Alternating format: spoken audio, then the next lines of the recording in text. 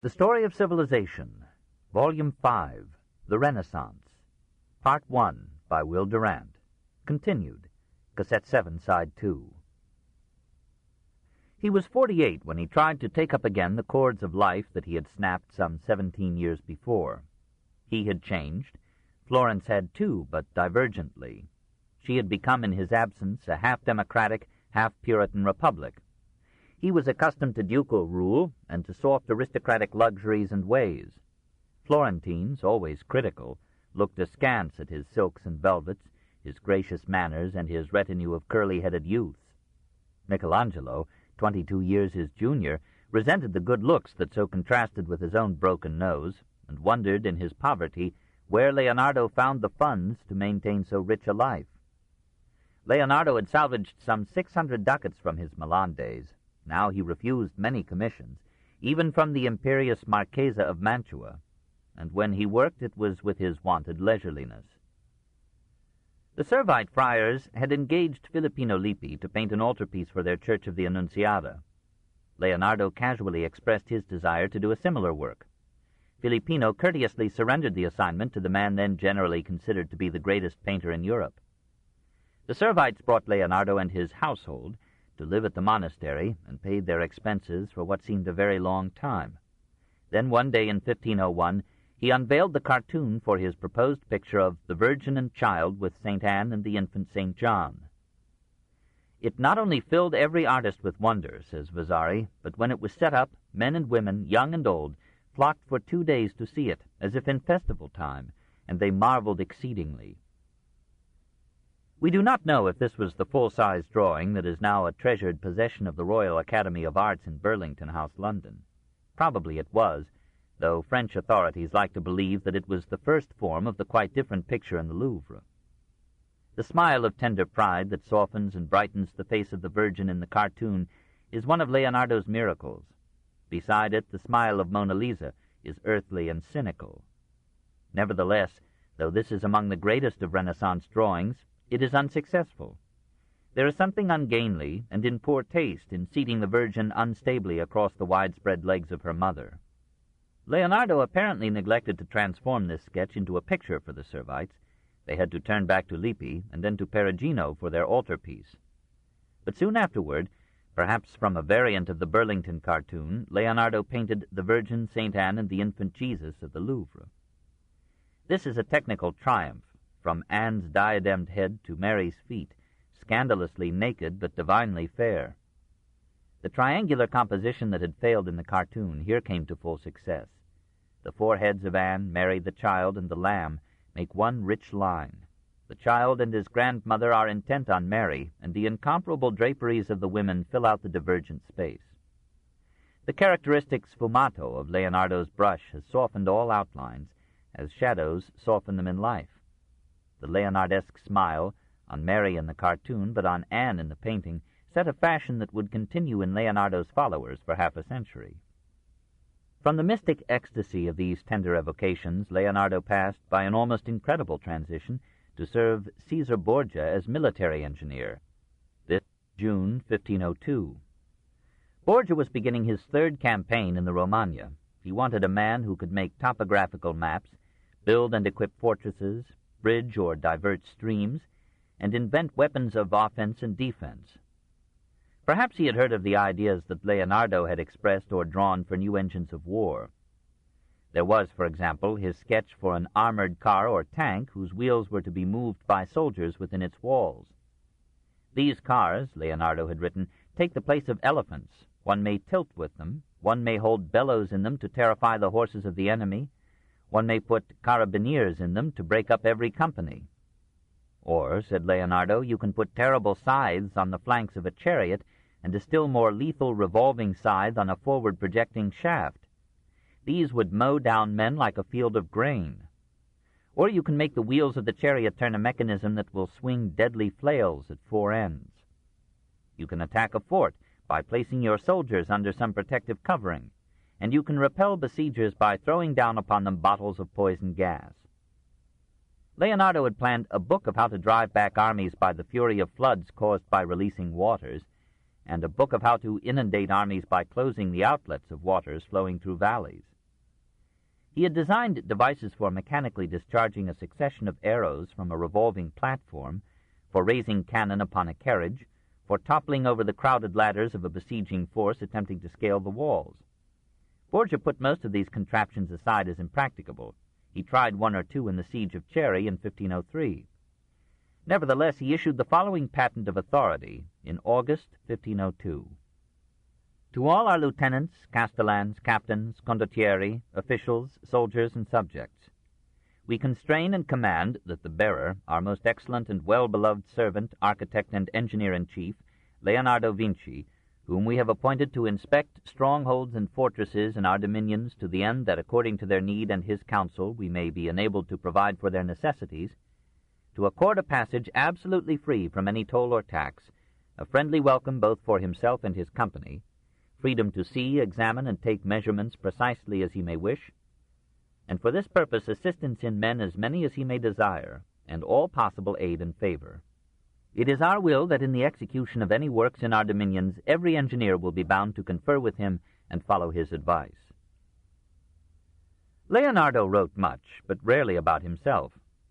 We should have relished his opinion of Borgia, and might have put it illuminatingly beside that of the envoy whom Florence was sending to Caesar at this time, Niccolo Machiavelli.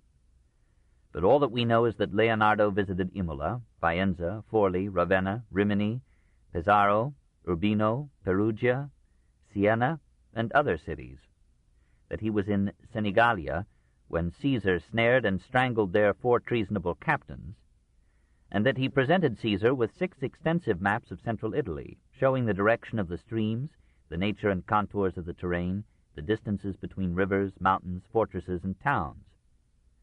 Then suddenly he learned that Caesar was almost dead in Rome, the Caesarian Empire was collapsing, and an enemy of the Borgias was mounting the papal throne.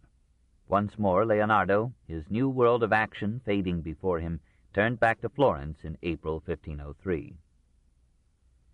In October of that year, Pietro Soderini, head of the Florentine government, proposed to Leonardo and Michelangelo that each should paint a mural in the new Hall of the 500 in the Palazzo Vecchio. Both men accepted, strict contracts were drawn up, and the artists retired to separate studios to design their guiding cartoons. Each was to picture some triumph of Florentine arms: Angelo, an action in the war with Pisa; Leonardo, the victory of Florence over Milan at Anghiari. The alert citizens followed the progress of the work as a contest of gladiators. Argument rose excitedly on the rival merits and styles, and some observers thought that any definite superiority of one picture over the other would decide whether later painters would follow Leonardo's bent toward delicate and subtle representation of feeling, or Michelangelo's penchant for mighty muscles and demonic force.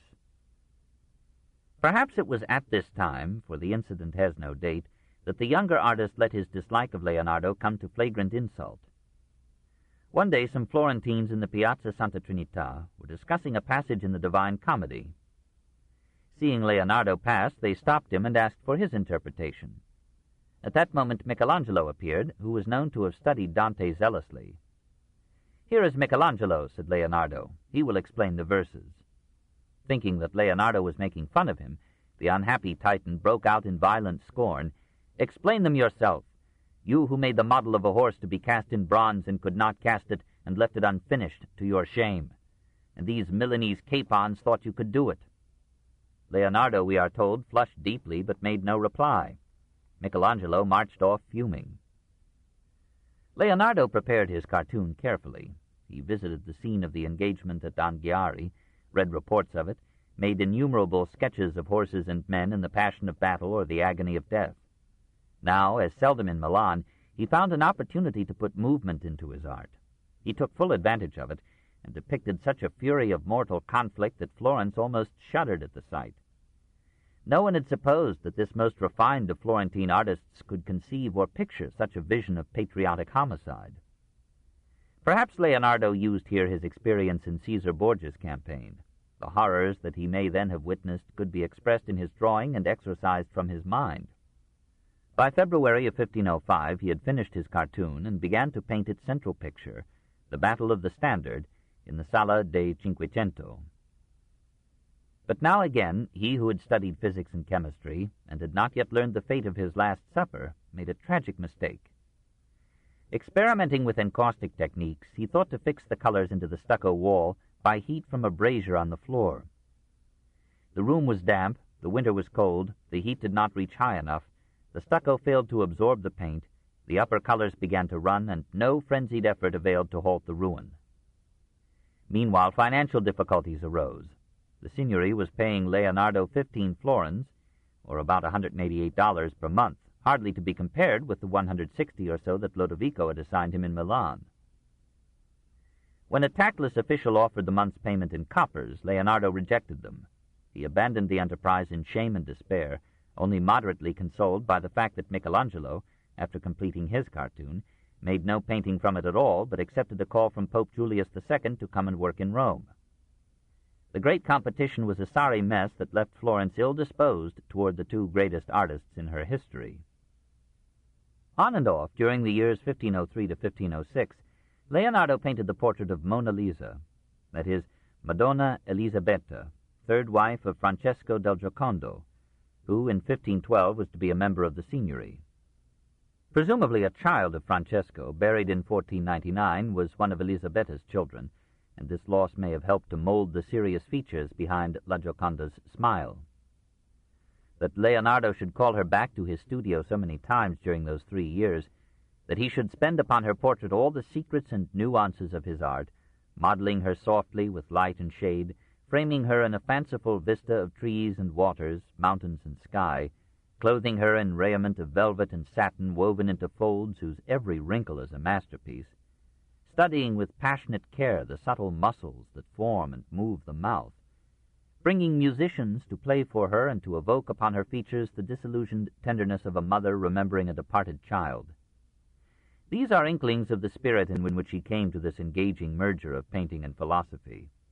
1,000 interruptions, 100 distracting interests, the simultaneous struggle with the Anghiari design, left unbroken the unity of his conception, the unwonted pertinacity of his zeal. This, then, is the face that launched 1,000 reams upon a sea of ink. Not an unusually lovely face. A shorter nose would have launched more reams, and many a lass in oil or marble, as in any Correggio, would by comparison make Lisa only moderately fair. It is her smile that has made her fortune through the centuries, a nascent twinkle in her eyes, an amused and checked-up curving of her lips. What is she smiling at? The efforts of the musicians to entertain her? The leisurely diligence of an artist who paints her through 1,000 days and never makes an end? Or is it not just Mona Lisa smiling, but woman, all woman, saying to all men, poor impassioned lovers, a nature blindly commanding continuance, burns your nerves with an absurd hunger for our flesh, softens your brains with a quite unreasonable idealization of our charms, lifts you to lyrics that subside with consummation, and all that you may be precipitated into parentage. Could anything be more ridiculous? But we too are snared. We women pay a heavier price than you for your infatuation. And yet, sweet fools, it is pleasant to be desired, and life is redeemed when we are loved. Or was it only the smile of Leonardo himself that Lisa wore, of the inverted spirit that could hardly recall the tender touch of a woman's hand, and could believe in no other destiny for love or genius than obscene decomposition and a little fame flickering out in man's forgetfulness? When at last the sittings ended, Leonardo kept the picture, claiming that this most finished of all portraits was still incomplete. Perhaps the husband did not like the prospect of having his wife curl up her lips at him and his guests, hour after hour from his walls.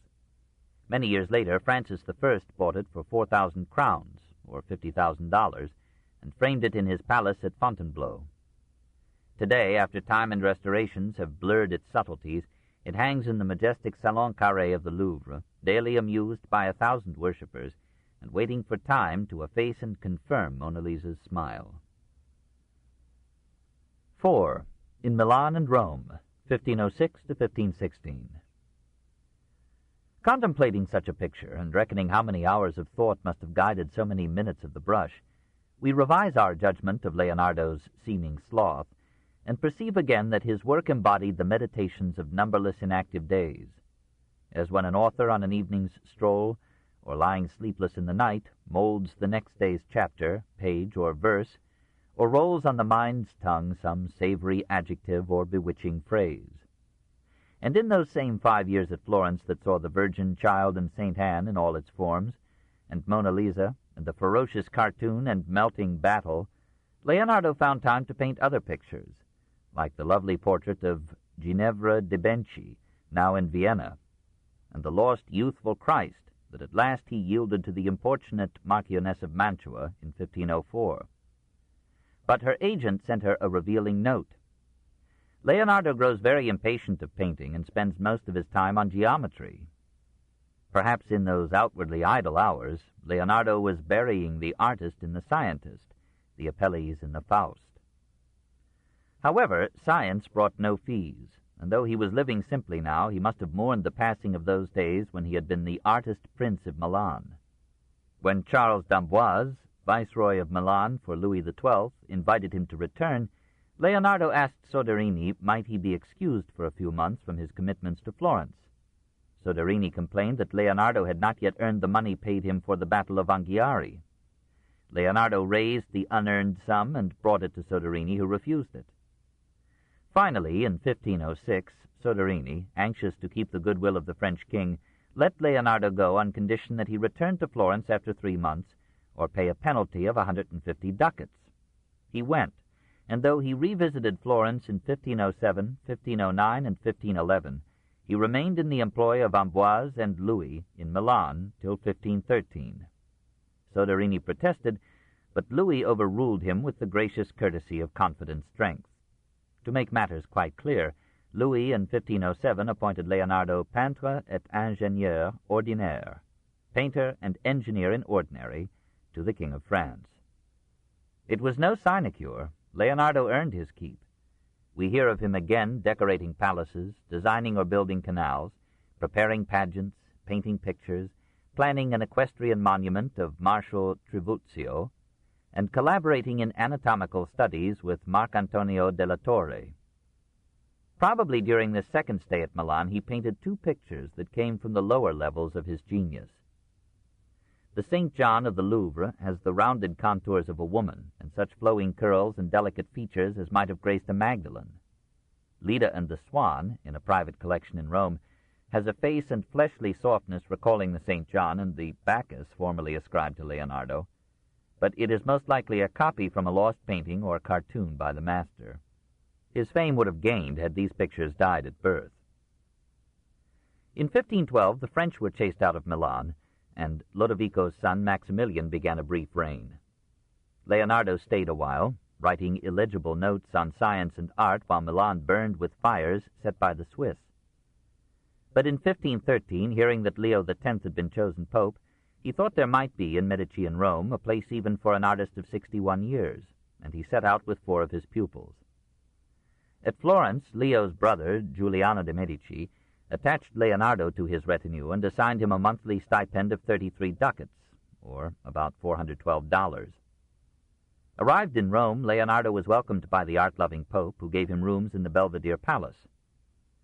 Presumably Leonardo met, certainly he influenced, Raphael and Sodoma. Leo may have given him a commission for a picture, for Vasari tells how surprised the pope was to find Leonardo mixing varnish before doing any painting. This man, Leo is reported to have said, will never do anything, for he begins to think of the last stage before the first. In truth, Leonardo had now ceased to be a painter. Science more and more absorbed him. He studied anatomy at the hospital, worked on problems of light, and wrote many pages on geometry. He amused his leisure by constructing a mechanical lizard with beard, horns, and wings, which he made to flutter by an injection of quicksilver. Leo lost interest in him. But meanwhile, Francis I, a royal lover of art, had succeeded Louis XII. In October 1515, he recaptured Milan. Apparently, he invited Leonardo to join him there. Early in 1516, Leonardo bade farewell to Italy and accompanied Francis to France. 5. The Man. What sort of man was this prince of art? There are several alleged portraits of him, but none before 50. Vasari speaks with unusual fervor of the never adequately praised beauty of his body and the splendor of his appearance, which was extremely beautiful and made every sorrowful soul serene. But Vasari spoke from hearsay, and we have no representation of this godlike stage. Even in middle age, Leonardo wore a long beard, carefully perfumed and curled. A portrait of Leonardo by himself, in the Royal Library at Windsor, shows a broad and benign face with long flowing hair and a vast white beard. A magnificent painting in the Uffizi Gallery by an unknown artist pictures him with a strong face, searching eyes, white hair and beard, and soft black hat. The noble figure of Plato in Raphael's School of Athens from 1509 has by tradition and some scholars been called a portrait of Leonardo. A self-portrait in chalk in the Turin Gallery shows him bald to the mid-pate, wrinkled in forehead, cheeks, and nose, and almost lost in hair. He seems to have grown old before his time and died at 67, despite a careful vegetarian regimen, while Michelangelo, who scorned hygiene and entertained one ailment after another, reached 89. He dressed in luxurious clothing, while Michelangelo lived in his boots. Yet Leonardo in his prime was known for his strength, bending a horseshoe with his hands. He was an expert fencer and skilled in riding and managing horses, which he loved as the noblest and fairest of animals. Apparently he drew, painted, and wrote with his left hand. This, rather than a desire to be illegible, made him write from right to left. We have suggested that his homosexuality was not innate, but grew out of the unpleasant relation of a burdened stepmother with a bastard stepson. His need for receiving and returning affection found satisfaction with the handsome youths whom he later collected. He drew women much less frequently than men. He acknowledged their beauty, but seems to have shared Socrates' preference for boys. In all the jungle of his manuscripts there is no word of love or tenderness for women. Yet he understood well many phases of woman's nature. No one has surpassed him in representing virginal delicacy, motherly solicitude, or feminine subtlety. It may be that his sensitiveness, his secretive anagrams and codes, his double locking of his studio at night, had a root in his consciousness of abnormality as well as in his fear of being charged with heresy. He was not anxious to be read by the many. The truth of things, he wrote, is a supreme food for fine intelligences, but not for wandering wits. His sexual inversion may have influenced other elements of his character. He was the soul of gentle kindness to his friends. He protested against killing animals, would not allow anyone to hurt any living thing. He bought caged birds to free them. In other aspects, he seemed morally insensitive. He was apparently fascinated by the problem of designing instruments of war. He appears to have felt no strong resentment against the French for condemning to a dungeon the Lodovico who for 16 years had maintained him handsomely in Milan. He went off without visible qualm to serve a Borgia whom Florence feared as a threat to her liberty. Like every artist, every author, and every homosexual, he was unusually self-conscious, sensitive, and vain. Se tu sarai, solo tu sarai tutto tuo, he wrote. If you are alone, you are all your own. With a companion, you are half yourself, so you squander yourself according to the indiscretion of your company.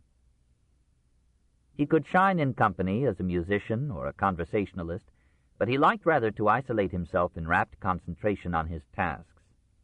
The chief gift of nature, he said, never having starved, is liberty. His virtues were the better side of his faults.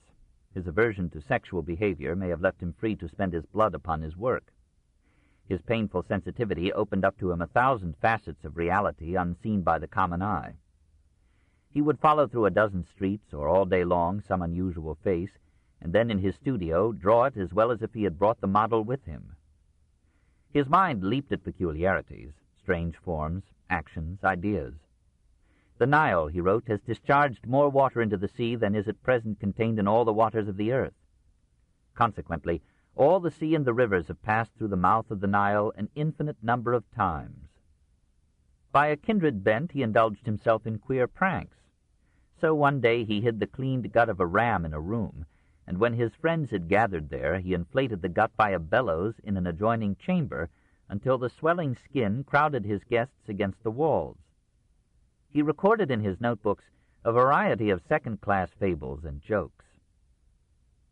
His curiosity, his inversion, his sensitivity, his passion for perfection, all entered into his most fatal defect, the inability or unwillingness to complete what he had begun.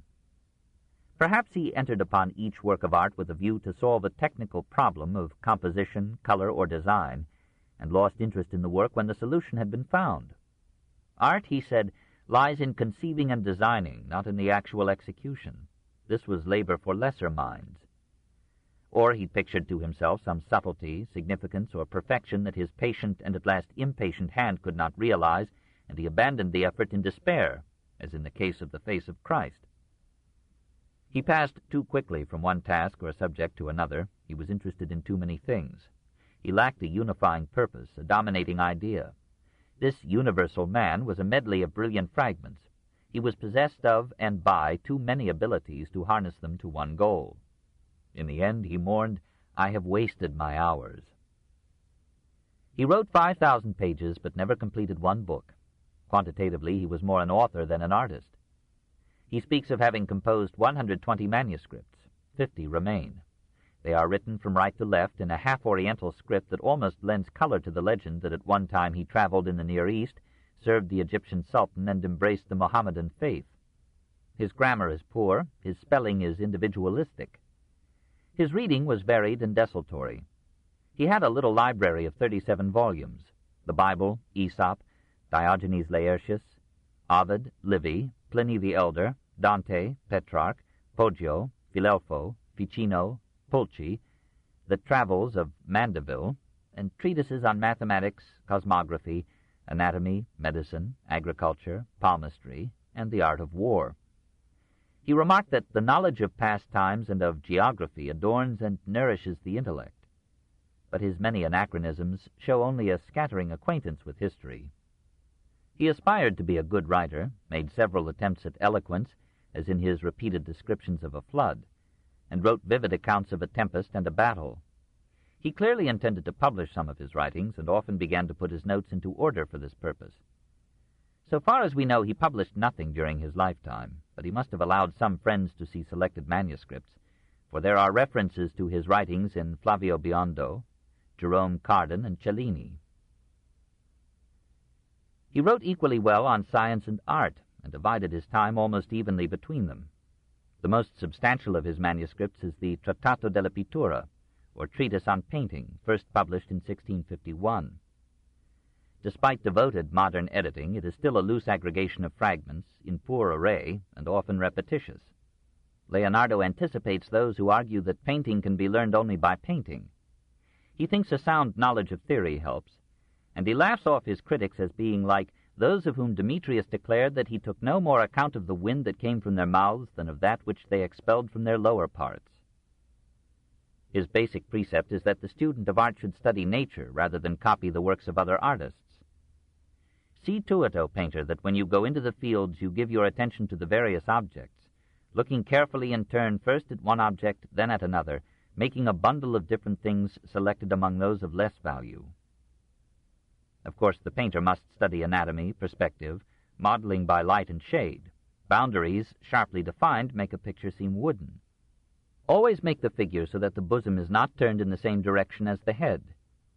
Here is one secret of the grace in Leonardo's own compositions.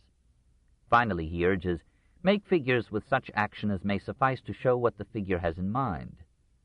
Did he forget to do this with Mona Lisa, or did he exaggerate our ability to read the soul in the eyes and the lips? Leonardo the man appears more clearly and variously in his drawings than in his paintings or his notes. Their number is legion. One manuscript alone, the Codice Atlantico in Milan, has 1,700. Many are hasty sketches. Many are such masterpieces that we must rank Leonardo as the ablest, subtlest, profoundest draftsman of the Renaissance. There is nothing in the drawings of Michelangelo or Rembrandt that can match the amazing Virgin Christ and St. Anne in Burlington House. Leonardo used silver point, charcoal, red chalk, or pen and ink to draw almost every phase of physical, many of spiritual life. 100 putti or bambini spread their fat and dimpled legs in his sketches. 100 youths, half Greek in profile, half woman in soul. 100 pretty maidens of demure and tender mien, hair waving in the wind. Athletes proud of their muscles, and warriors breathing battle or gleaming with armor and arms. Saints from the soft beauty of Sebastian to the haggard skin of Jerome. Gentle Madonnas seeing the world redeemed in their babes. complex drawings of costumes for masquerades, and studies of shawls and scarves and laces and robes caressing the head or the neck, curling on the arm, or falling from shoulder or knee in folds that catch the light, invite the touch, and seem more real than the garments on our flesh. All these forms sing the zest and marvel of life, but scattered among them are horrible grotesques and caricatures, deformed heads, leering imbeciles, bestial faces, crippled bodies, shrews contorted with fury, a Medusa with snakes for hair, men desiccated and corrugated with age, women in the last stages of decay. This was another side of reality, and Leonardo's impartial universal eye caught it, fixed it, put it down resolutely on his sheets, as if to look ugly evil squarely in the face. He kept these horrors out of his paintings, which owed some loyalty to beauty, but he had to find room for them in his philosophy. Perhaps nature pleased him more than man did, for nature was neutral and could not be accused of evil as malice. Everything in her was forgivable to an unbiased eye. So Leonardo drew many landscapes and scolded Botticelli for ignoring them. He followed the tendrils of flowers faithfully with his pen. He hardly painted a picture without giving it added magic and depth by a background of trees, streams, rocks, mountains, clouds, and sea. He almost banished architectural forms from his art so that he might leave more room for nature to enter and absorb the painted individual or group into the reconciling totality of things. Sometimes Leonardo tried his hand at architectural design, but with chastening unsuccess. There are architectural fantasies among his drawings, quaint and half-Syrian. He liked domes and made a pretty sketch for a kind of St. Sophia that Lodovico might build in Milan. It never rose from the ground. Lodovico sent him to Pavia to help redesign the cathedral there, but Leonardo found the mathematicians and anatomists of Pavia more interesting than the cathedral. He mourned the noise, filth, and narrow congestion of Italian towns, studied town planning, and submitted to Lodovico a sketch for a city of 2 levels. On the lower level would move all commercial traffic, and loads for the service and convenience of the common people. The upper level would be a roadway 20 braccia, some 40 feet, wide, upheld by colonnaded arcades, and not to be used by vehicles, but solely for the convenience of the gentlefolk. Spiral staircases would occasionally connect the 2 levels, and every here and there a fountain would cool and cleanse the air. Lodovico had no funds for such an upheaval, and the Milanese aristocracy remained on the earth. 6. The Inventor. It is hard for us to realize that to Lodovico, as to Caesar Borgia, Leonardo was primarily an engineer. Even the pageants that he planned for the Duke of Milan included ingenious automata. Every day, says Vasari, he made models and designs for the removal of mountains with ease, and to pierce them to pass from one place to another, and by means of levers, cranes, and winches to raise and draw heavy weights. He devised methods for cleaning harbors and for raising water from great depths. He developed a machine for cutting threads and screws. He worked along correct lines towards a water wheel. He devised frictionless roller-bearing band brakes. He designed the first machine gun and mortars with cog gears to elevate their range. A multiple belt drive, 3-speed transmission gears, an adjustable monkey wrench, a machine for rolling metal, a movable bed for a printing press, a self-locking worm gear for raising a ladder. He had a plan for underwater navigation, but refused to explain it.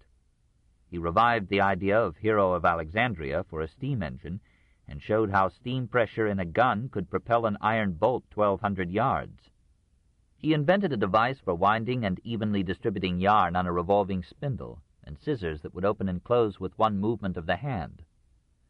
Often he let his fancy bemuse him, as when he suggested inflated skis for walking on water, or a watermill that would simultaneously play several musical instruments. He described a parachute.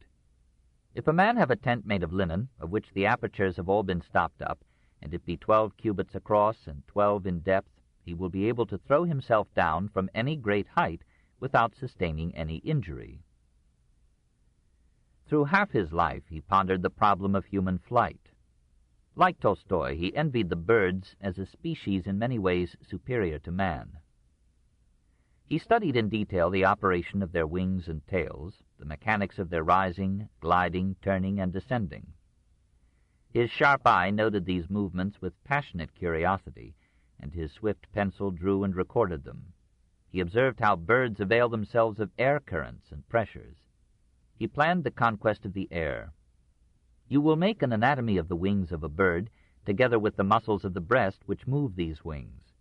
And you will do the same for a man, in order to show the possibility of a man sustaining himself in the air by the beating of wings. The rising of birds without beating their wings is not produced by anything other than their circular movement amid the currents of the wind. Your bird should have no other model than the bat, because its membranes serve as a means of binding together the framework of the wings. A bird is an instrument working according to mechanical law. This instrument it is within the power of man to reproduce with all its movements, but not with a corresponding degree of strength. He made several drawings of a screw mechanism by which a man, through the action of his feet, might cause wings to beat fast enough to raise him into the air. In a brief essay, Sul Volo, on flight, he described a flying machine made by him with strong starched linen, leather joints, and thongs of raw silk. He called this the bird, and wrote detailed instructions for flying it. If this instrument made with a screw be turned swiftly, the said screw will make its spiral in the air, and it will rise high. Make trial of the machine over the water, so that if you fall you do not do yourself any harm.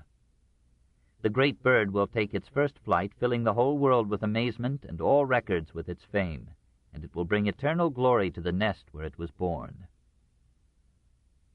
Did he actually try to fly? A note in the Codice Atlantico says, "Tomorrow morning, on the 2nd day of January 1496, I will make the thong in the attempt." We do not know what this means. Fazio Cardano, father of Jerome Cardan the physicist, from 1501 to 1576, told his son that Leonardo himself had essayed flight. Some have thought that when Antonio, one of Leonardo's aides, broke his leg in 1510, it was in trying to fly one of Leonardo's machines. We do not know. Leonardo was on the wrong tack. Human flight came not by imitating the bird, except in gliding, but by applying the internal combustion engine to a propeller that could beat the air not downward, but backward.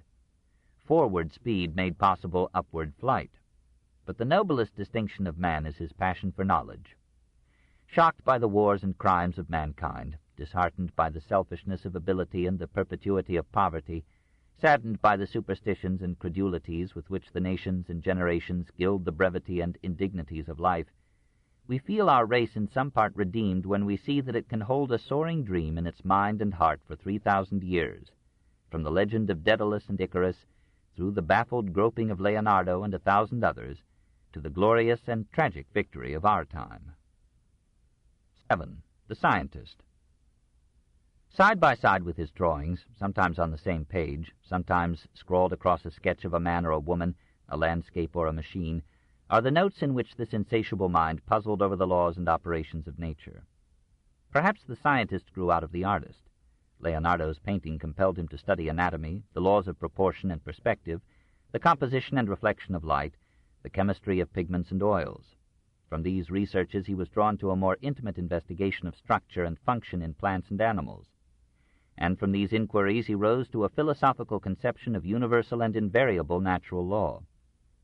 Often the artist peered out again in the scientist. The scientific drawing might be itself a thing of beauty, or terminate in a graceful arabesque. Like most scientists of his time, Leonardo tended to identify scientific method with experience rather than experiment. Remember, he counsels himself, when discoursing about water, to adduce first experience and then reason. Since any man's experience can be no more than a microscopic fragment of reality, Leonardo supplemented his with reading, which can be experienced by proxy. He studied carefully but critically the writings of Albert of Saxony, gained a partial acquaintance with the ideas of Roger Bacon, Albertus Magnus, and Nicholas of Cusa, and learned much from association with Luca Pacioli, Marcantonio della Torre, and other professors in the University of Pavia. But he tested everything with his own experience. Whoever refers to authorities in disputing ideas works with his memory rather than his reason. He was the least occult of the thinkers of his age. He rejected alchemy and astrology, and hoped for a time when all astrologers will be castrated. He tried his hand at almost every science. He took enthusiastically to mathematics as the purest form of reasoning. He felt a certain beauty in geometrical figures, and drew some on the same page with a study for the Last Supper. He expressed vigorously one of the fundamental principles of science. There is no certainty where one can neither apply any of the mathematical sciences nor any of those that are based upon them. And he proudly echoed Plato, "Let no man who is not a mathematician read the elements of my work." He was fascinated by astronomy. He proposed to make glasses in order to see the moon large, but apparently he did not make them. He writes, "The sun does not move. The earth is not in the center of the circle of the sun, nor in the center of the universe. The moon has every month a winter and a summer." He discusses acutely the causes of spots on the moon, and combats on that matter the views of Albert of Saxony. Taking a lead from the same Albert, he argues that since every heavy substance presses downward and cannot be upheld perpetually, the whole earth must become spherical, and will ultimately be covered with water. He noticed on high elevations the fossil shells of marine animals, and concluded that the waters had once reached those altitudes. Boccaccio had suggested this about 1338 in his Filocopo. He rejected the notion of a universal flood, and ascribed to the earth an antiquity that would have shocked the orthodoxy of his time. He assigned to the accumulations brought down by the Po a duration of 200,000 years. He made a map of Italy as he imagined it to have been in an early geological era. The Sahara Desert, he thought, had once been covered with salt water. Mountains have been formed through erosion by rain. The bottom of the sea is continually rising with the detritus of all the streams that flow into it. Very great rivers flow underground, and the movement of life-giving water in the body of the earth corresponds to the movement of the blood in the body of man. Sodom and Gomorrah were destroyed not by human wickedness, but by slow geological action, probably the subsidence of their soil into the Dead Sea. Leonardo followed avidly the advances made in physics by Jean Buridan and Albert of Saxony in the 14th century. He wrote 100 pages on motion and weight, and hundreds more on heat, acoustics, optics, color, hydraulics, and magnetism. Mechanics is the paradise of the mathematical sciences, for by its means one comes to the fruit of mathematics in useful work. He delighted in pulleys, cranes, and levers, and saw no end to what they could lift or move, but he laughed at seekers for perpetual motion. Force with material movement and weight with percussion are the four accidental powers in which all the works of mortals have their being and their end. Despite these lines, he was not a materialist. On the contrary, he defined force as a spiritual capacity, spiritual because the life in it is invisible and without body, impalpable because the body in which it is produced is increased neither in size nor in weight. He studied the transmission of sound and reduced its medium to waves of air. This book is continued on Cassette 8, Side 1.